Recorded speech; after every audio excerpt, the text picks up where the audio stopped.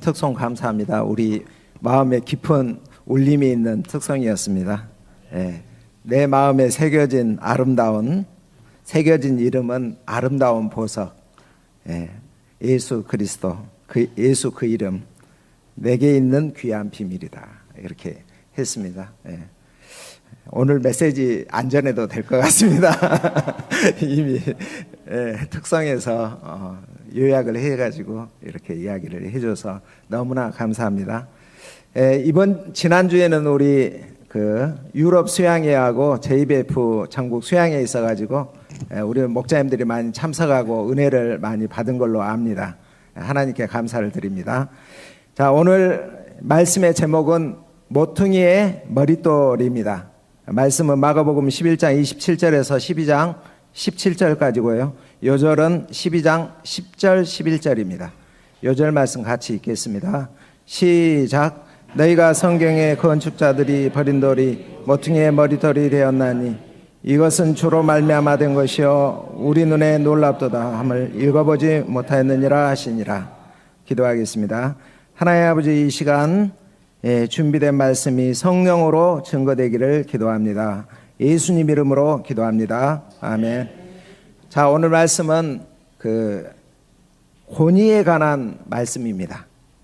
권위가 무엇입니까? 하나의 권리라고 할 수가 있습니다. 주어진 상황에서 결정을 하거나 행동을 취할 수 있는 권리라고 합니다. 예수님께서 하늘로 승천하시면서 제자들에게 이런 말씀을 하셨죠. 하늘과 땅의 모든 권세를 내게 주셨으니, 예수님은 하늘과 땅의 모든 권세를 가지고 계시다고 주장하고 있습니다. 만물의 통치권이 예수님께 있습니다. 권위에는 복종이 따릅니다. 그에 따라 질서가 유지가 됩니다. 예수께서 예루살렘에 입성하신 후 성전에서 종교 지도자들과 갈등을 하게 됩니다. 그 배경에는 권위 문제가 있었습니다. 오늘 말씀을 통해서 인간의 권위에 대해서 또 예수님의 권위에 대해서 한번 생각해 보겠습니다. 이 가운데 하나님께서 권위를 어떻게 세우시고 쓰시는가 우리가 배우기를 기도합니다. 자, 27절을 보십시오. 예루살렘 성전에서 거니시던 예수님은 대제사장들과 서기관들과 장로들과 마주칩니다. 이 세 부류의 사람들은 사내들인 공회원들입니다. 오늘날로 하면 국회의원에 해당이 됩니다. 그들은 이스라엘의 최고 권력기관으로서 모든 법을 만들고 법을 집행까지 이렇게 하였습니다. 그들은 그들이 가진 권위를 가지고서 예수님께 묻습니다. 무슨 권위로 이런 일을 하느냐? 누가 이런 일을 할 권리를 주었느냐? 그들이 묻고 있는 이런 일이란 어제 예수님께서 성전에서 매매하는 자들을 쫓아내시고 한바탕 소동을 일으킨 그 사건을 말합니다. 자신들이 공예의 권위로서 성전에서 장사할 수 있도록 구역을 만들고 또 장사하는 사람들에게 특별히 특권을 주었는데 예수 네가 뭔데? 그들을 성전에서 쫓아내고 그들을 이렇게 방해한단 말인가? 우리 권위보다 더 높은 권위가 없는데 왜 이런 소란을 피웠냐고 항의하고 있는 것입니다. 그렇다면 예수님께서 무슨 권위로 이 일을 하셨습니까? 이미 예수님은 어제 성전을 깨끗게 하시면서 그 권위의 근거를 이미 말씀하셨습니다. 그게 뭐죠? 마가복음 11장 27절에서 이렇게 이야기했죠. 이에 가르쳐 이르시되 기록된 바 내 집은 만민이 기도하는 집이라 칭함을 받으려 하지 아니하였느냐. 너희가 어찌하여 강도 소굴을 만들었느냐. 이렇게 하셨습니다. 예수님은 이사야 56장 7절 말씀을 제시하시면서 하나님의 권위를 가지고서 행하였음을 그들에게 분명하게 말씀하셨습니다. 그러나 그들은 예수님의 그 행동을 하나님의 권위로 인정하기가 싫었습니다. 그들의 마음을 잘 아시는 예수님께서 그들의 마음을 드러내는 질문을 하십니다. 요한의 세례가 하늘로부터냐 사람으로부터냐? 내게 대답하라. 그러면 내가 말해주겠다. 이렇게 이야기하셨습니다.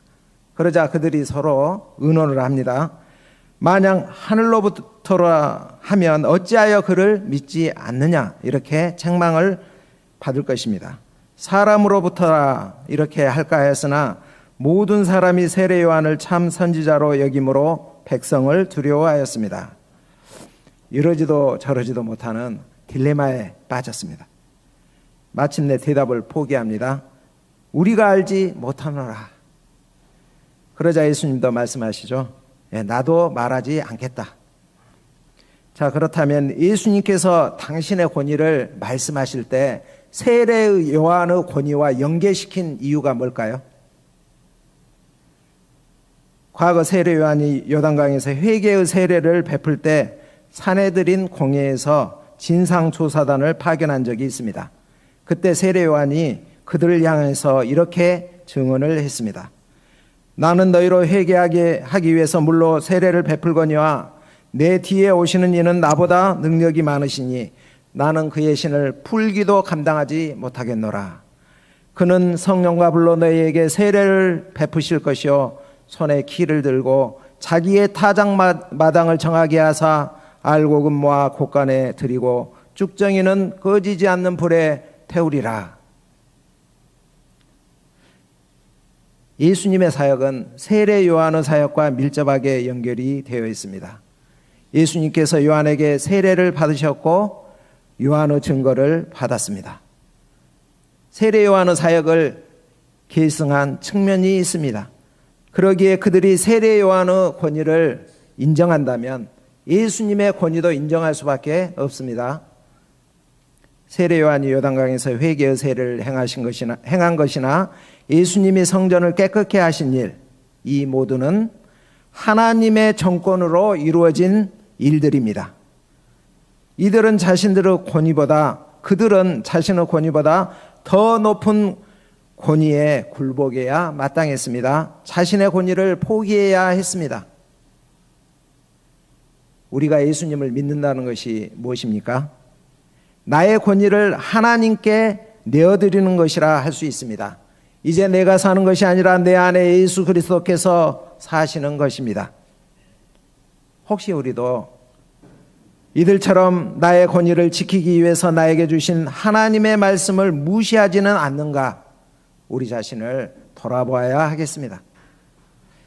자, 그렇다면 그들이 하나님의 권위에 도전하게 된 이유가 무엇일까요?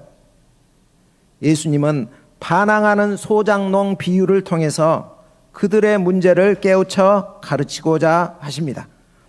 12장 말씀입니다. 어떤 사람이 포도원을 만들고 울타리를 치고 즙자는 틀을 만들고 망대를 지어서 농부들에게 세를 주고 타국에 갔습니다. 주인은 때가 이름에 농부들에게 소출 얼마를 받으려고 한 종을 보냈습니다. 자, 주인이 왜 소출 얼마를 받고자 하는 걸까요? 소출 얼마. 그것은 주인과 소작농들과의 관계를 이어주는 끈이기 때문입니다.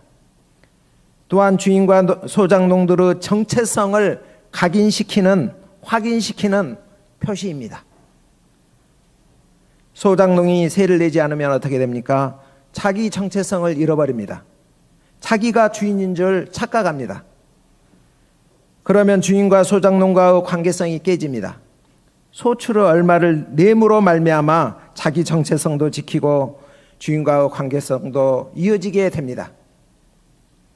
그런데 소작농들은 어떻게 합니까? 소출을 받으러 온 종을 잡아서 심하게 때리고 거저 보냅니다.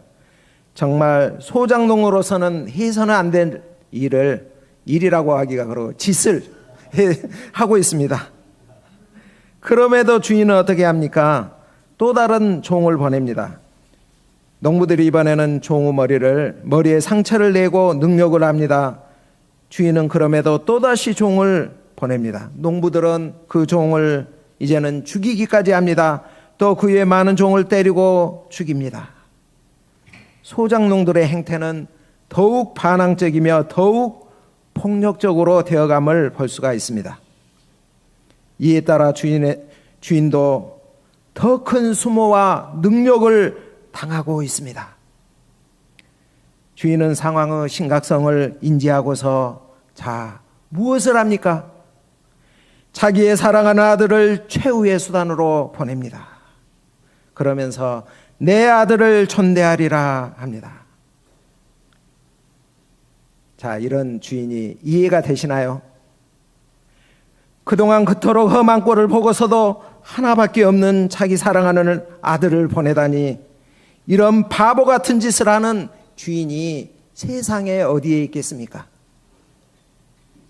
도대체 왜 이런 바보 같은 일을 하는 걸까요? 주인은 자기의 사랑하는 아들을 내어줄 만큼 농부들과의 관계를 회복하기를 간절히 원했던 것입니다. 그들에게 무한한 자비를 베풉니다. 우리는 한 말씀이 생각이 납니다. 사랑은 여기 있으니 우리가 하나님을 사랑한 것이 아니요 하나님이 우리를 사랑하사 우리 죄를 속하기 위하여 화목제물로 그 아들을 보내셨습니다. 화목제물로 그 아들을 보내셨습니다. 그런데 농부들은 어떻게 합니까? 7절을 우리 다 같이 한번 읽겠습니다. 7절 시작.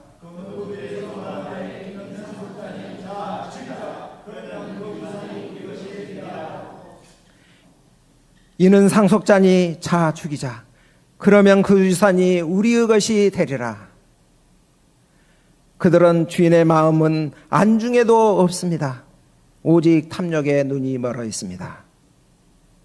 아들을 죽여 포도원 밖에 내어 던져버립니다. 이 얼마나 배은 망덕한 짓입니까? 어떻게 그들이 이렇게까지 되었을까요? 그들은 감사를 잊었기 때문입니다. 주인으로부터 포도원을 맡아 처음 일하게 되었을 때 얼마나 감격하며 감사하였습니까? 신의 직장에서 일할 수 있게 된 것 그 자체만으로도 감사함이 충만했습니다. 하지만 무더운 여름날 피땀 흘려 일하다 보니 나의 수고만이 생각났습니다. 탐스러운 열매를 보니 내 수고로 얻은 것이라고 생각이 들었습니다. 소출의 얼마를 내라고 하니 아까웠습니다. 남 좋은 일 한 것 같은 손해 심정이 들었습니다. 어느덧 그들의 입에 불평과 불말의 말이 많아졌습니다. 그러자 포도원을 준 주인에 대한 감사가 싹 사라졌습니다. 감사를 잊어버리면 어떻게 됩니까? 욕심이 생깁니다. 욕심이 생기니 자기 분수도 모르고 날뜁니다. 자기의 정체성을 잃어버립니다. 망각합니다. 잘못된 주인의식으로 충만하여서 주인 행세를 하게 되고 결국 주인을 대적하여 주인의 자비와 사랑까지 짓밟아 버리게 된 것입니다. 이제 주인은 어떻게 하겠습니까? 우리 9절을 읽겠습니다. 9절 시작. 포도원 주인이 어떻게 하겠느냐? 와서 그 농부들을 진멸하고 포도원을 다른 사람들에게 주리라. 주인은 반란을 진압하기 위해서 군대를 동원하여 농부들을 진멸할 것입니다. 그 포도원을 다른 사람들에게 소작으로 넘겨줄 것입니다. 결국 농부들의 터무니없는 반항은 단단한 바위에 부딪혀 산산조각이 될 것입니다. 자, 이 비유가 무엇을 말해 줍니까? 먼저는 하나님의 은혜에도 불구하고 반역과 불순종으로 점철된 이스라엘 역사를 말하고 있습니다. 하나님은 당신과 언약을 맺은 백성들에게 젖과 꿀이 흐르는 땅 가나안 땅으로 인도하시고 기업을 주셨습니다. 그리고 그 상응하는 열매를 요구하기 위해서 선지자들을 보냈습니다. 에레미야가 이렇게 말합니다. 너희 조상들이 애굽 땅에서 나온 날부터 오늘까지 내가 내 종 선지자들을 너희에게 보내되 끊임없이 보냈으나 너희가 나에게 순종하지 아니하며 귀를 기울이지 아니하고 목을 굳게 하며 너희 조상들보다 악을 더 행하였느니라. 또 말합니다. 그러므로 여호와께서 그의 모든 종 선지자를 너희에게 끊임없이 보내셨으나 너희가 순종하지 아니하였으며 귀를 기울여 듣지도 아니하였도다. 이스라엘은 하나님께서 요구하시는 의의 열매를 전혀 드리지 않았습니다. 도리어 그것을 요구하는 선지자들을 핍박하고 잡아 죽였습니다. 이제 그들은 하나님의 아들 예수 그리스도까지 죽일 것입니다. 예수님은 그들에게 하나님의 심판을 경고하고 있습니다. 소출의 얼마를 내지 않고 반항하던 소장농들이 진멸된다는 이 비유는 앞서 예수님께서 무화과 나무의 열매를 찾았으나 얻지 못하여 저주를 받아 뿌리로부터 말라버린 사건을 연상시킵니다. 또한 성전을 깨끗게 한 사건도 생각이 납니다. 이제 더 이상 열매가 없는 성전 예배는 끝이 날 것입니다. 유대교와 유대교 예배는 더 이상 하나님을 기쁘시게 하지 못하기에 종언을 고합니다. 하나님의 아들을 죽인 일을 계기로 하나님은 포도원을 다른 사람에게 맡기실 것입니다. 선교 사명이 이방인들에게 넘어가게 됩니다. 이 말씀이 우리에게 주는 의미가 무엇입니까? 하나님은 과거 이스라엘에 버금가는 한량없는 축복을 우리나라에게 부어주셨습니다. 폭발적인 영적 부흥과 제자 양성, 세계 선교를 감당하는 기독교 강국이 되게 하셨습니다. 세계에서 규모가 가장 큰 5대 교회가 한국 땅에 세워질 정도로 축복해 주셨습니다. 뿐만 아니라 경제적으로도 크게 번영을 이루게 하였습니다.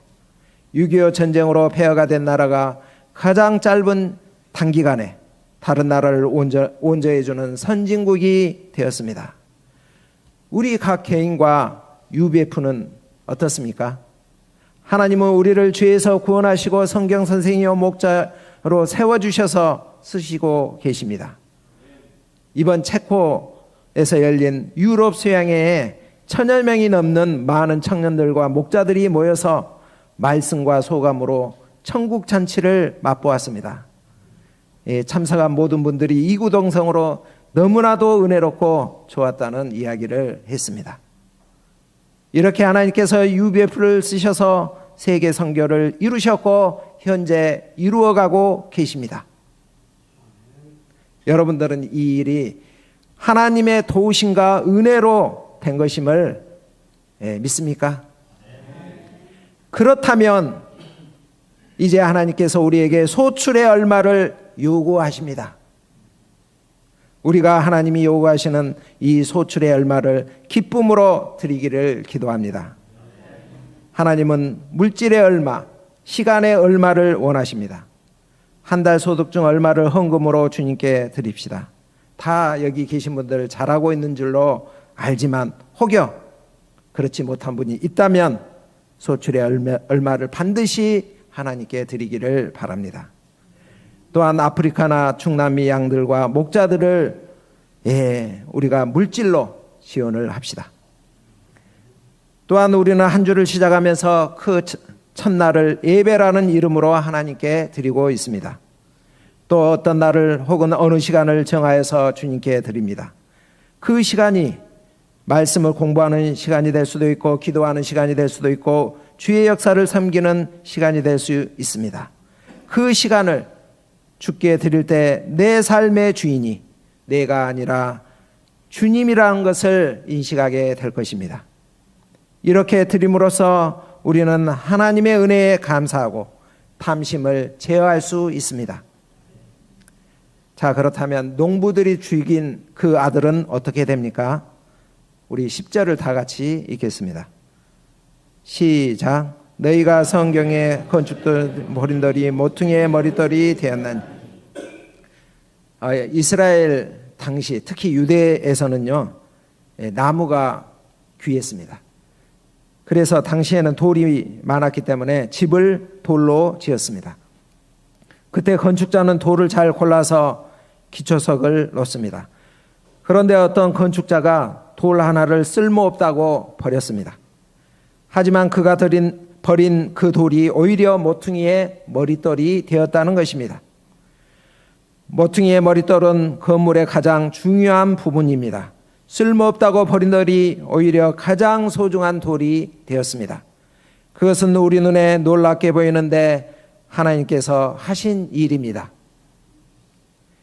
이 말씀에서 버린 돌, 머릿돌은 무엇을 뜻합니까?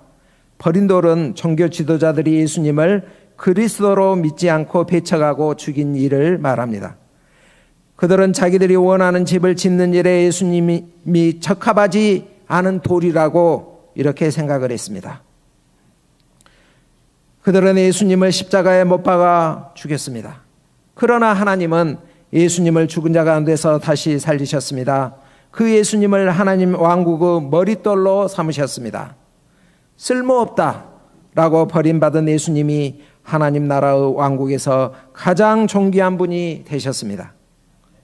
마찬가지로 예수님을 믿고 따르는 사람들도 세상에서 쓸모없는 사람, 별로 가치 없는 사람으로 취급받을 수 있습니다. 그러나 우리 주님은 그들을 하나님 나라 건축물의 한 부분으로 여기시고 존귀하게 하십니다. 반면에 세상에서 잘 나간다 이렇게 자부하는 사람이라 할지라도 그가 예수님을 믿지 않는다면 그는 하나님 나라에서 버림을 받게 될 것입니다. 오히려 심판을 받습니다. 예수님의 재림의 때에 우리네 인생은 역전 현상이 일어날 것입니다. 저는 여기 계신 우리 종로 2부 목자님들과 청년들로 인해서 감사가 됩니다. 너무나 귀한 분들과 함께하여 영광이고 기쁨입니다. 제가 어떤 때는 지쳐서 힘이 빠져서 축 이렇게 힘들어지는 때가 가끔 있습니다. 그런데 2부 동역자들을 볼 때 새 힘이 이렇게 생깁니다. 특히 여러분들의 발표하는 소감을 들을 때 더더욱 그렇습니다. 이곳에 계신 분들의 과거와 현재와 그리고 미래의 모습을 보기 때문입니다. 쓸모없이 버려진 사람을 쓸모있는 사람으로 변화시키는 주님의 손길을 보기 때문입니다. 그 중심에는 모퉁이의 머릿돌 대신 예수님이 계십니다. 우리가 현재 부족한 점이 많지만 소망을 가지는 이유는 우리가 예수님을 나의 머릿돌이요 인생의 기초속으로 삼아 살아가기 때문입니다. 저는 본문 말씀을 준비하면서 우리 구주 예수님을 내 삶 속에서 주인으로 대접하면서 살아가고 있는가 생각하였습니다. 혹여 내가 주인 행세를 하고 있지는 않는가 생각하면서 회개를 합니다. 제가 내 구주 예수님께 다시금 나의 주인 자리를 내어드리며 그분의 다스림을 온전히 받기를 기도합니다. 내 안에 그리스도 형상이 점점 더 선명하게 새겨지기를 기도합니다. 13절입니다. 예수님의 경고에도 불구하고 그들은 바리새인과 헤롯 당 몇 사람을 보내어서 예수님의 말씀을 책잡고자 합니다. 여기서 책잡는다 이 말은 헬라어 원어로 이 덫을 가지고 짐승을 사로잡는 것을 설명할 때 사용했던 단어입니다. 그들은 지금 예수님을 고발할 거리를 찾고 있습니다. 먼저 예수님께 아첨의 말을 한 후에 세금 납부에 관한 질문을 합니다. 가이사에게 세금을 바치는 것이 옳으니까 옳지 아니하니까. 당시 세금 납부 문제는 아주 민감한 문제였습니다. 이 세금은 모든 유대인들이 1년에 한 번 내는 인두세였습니다. AD 6년 유대 분봉한 헤롯 아킬레오가 실권한 후에 로마 총독 구레네가 직접 통치할 때부터 인구 조사로 처음 인두세가 부과되었는데요. 그의 갈릴리오 유다가 봉기를 일으킨 계기가 되었습니다.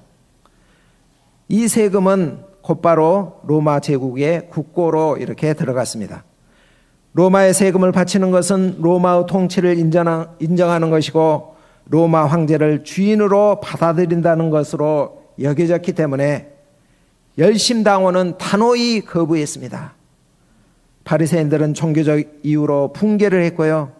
헤롯 당원은 정치적 이유로 지지하며 또 협조를 했습니다. 가이사에게 세금을 바치는 것이 옳으니까 옳지 아니하니까 참으로 대답하기 난처한 질문입니다.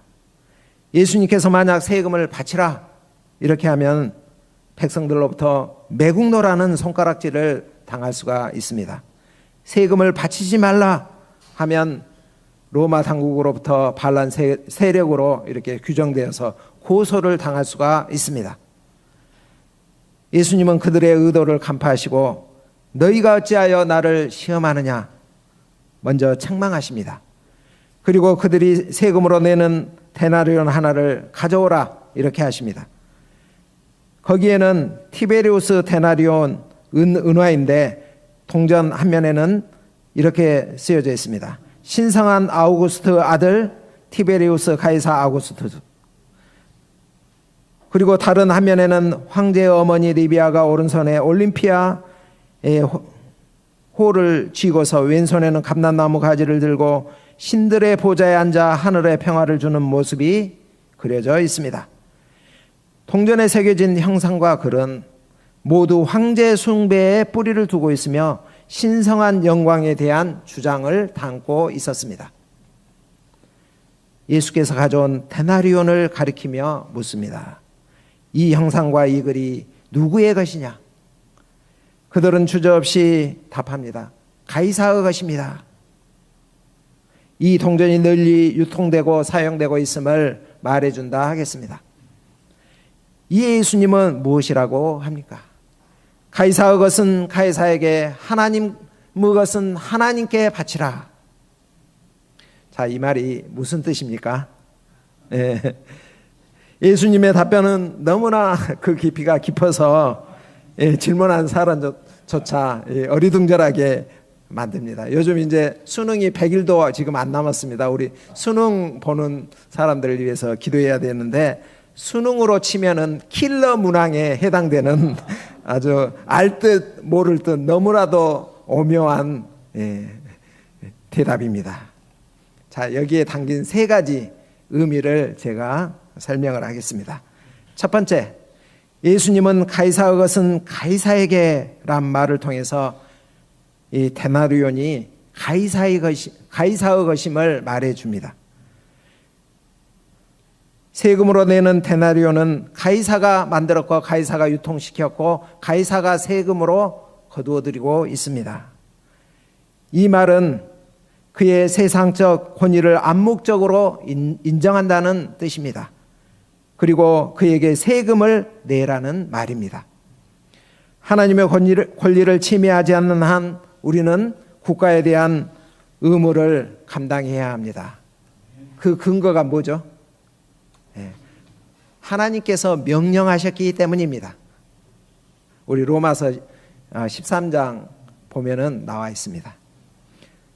둘째, 예수님은 가이사의 것은 가이사에게, 하나님의 것은 하나님께 바치라 이렇게 하면서 가이사의 것은 가이사에게, 하나님의 것은 하나님에게 이렇게 둘로 쪼갭니다. 동전의 소유가 가이사의 것임을 인정하지만 동전에 새겨진 우상 숭배의 주장에 대한 글은 인정하지 않는다는 것입니다.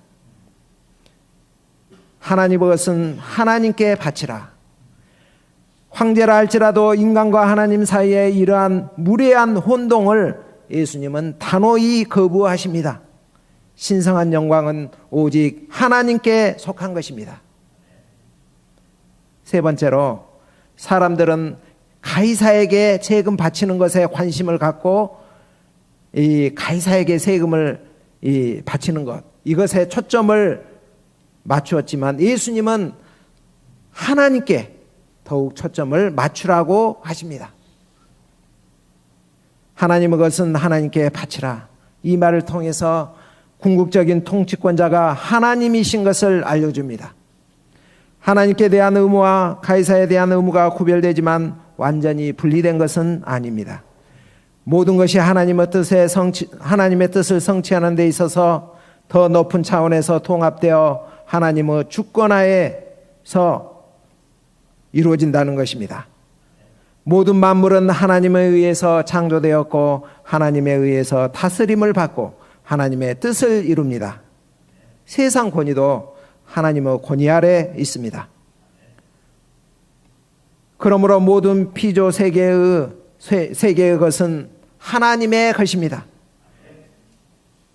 그러므로 우리가 하나님께서 쓰시겠다 하면은 우리의 소유를 어떻게 해야 합니까? 내어드려야 마땅합니다. 특별히 인간은 누구의 형상이 새겨져 있습니까? 하나님의 형상이 새겨져 있습니다. 가이사의 형상이 새겨진 데나리오는 가이사에게 바쳐야 하듯이 하나님의 형상이 새겨진 우리 인간은 하나님께 전적인 충성을 바쳐야 합니다. 또한 가이사의 글이 아닌 하나님의 글, 즉 성경 말씀을 우리는 따라 살아야 합니다. 사도 바울은 거듭나 하나님의 소유가 된 그리스도인들에게 이렇게 권면을 합니다. 그러므로 형제들아, 내가 하나님의 모든 자비하심으로 너희를 권하노니 너희 몸을 하나님이 기뻐하시는 거룩한 산 제물로 드리라. 이는 너희의 드릴 영적 예배니라. 결론입니다. 예수 그리스도는 하나님의 권위로 하나님의 권위를 이 땅에 실현시키신 하나님의 아들이시요 하나님 나라의 모퉁이의 머릿돌이십니다. 이 땅에서 버림받으셨지만 하나님 나라에서 가장 존귀한 분이 되셨습니다. 우리는 그분이 가신 길을 따르도록 부름을 받았습니다. 세상에서 무시받고 버림받을지라도 우리가 슬퍼하거나 화내지 말고 기쁘게 순례의 가기를 기도합니다. 날이 갈수록 그리스도 형상이 우리 안에 새겨지는데 힘씁시다. 우리에게 맡겨진 소명을 청지기적 자세로 충성하며 감사하며 모든 영광을 하나님께 돌려드리는 복된 삶을 살기를 기도합니다. 기도하겠습니다. 하나님 아버지, 감사합니다. 하나님과 우리 사이의 관계성을 회복시키기 위해서 사랑하는 아들 예수 그리스도를 보내주시고 십자가에 달려 죽게 하심을 감사합니다. 사람들에게 버림받았지만 모퉁이의 머릿돌이 되셔서 그를 믿는 우리도 하나님 나라의 한 부분이 되게 하신 것을 생각할 때 참으로 감사합니다. 우리도 이 예수님을 본받아서 세상에서 멸시받고 버림받을지라도 우리를 존귀케 하실 예수님을 또 하나님을 바라보고 청지기적 소명을 힘써 감당하는 삶을 살아가도록 축복하시기를 기도합니다. 예수님 이름으로 기도합니다. 아멘.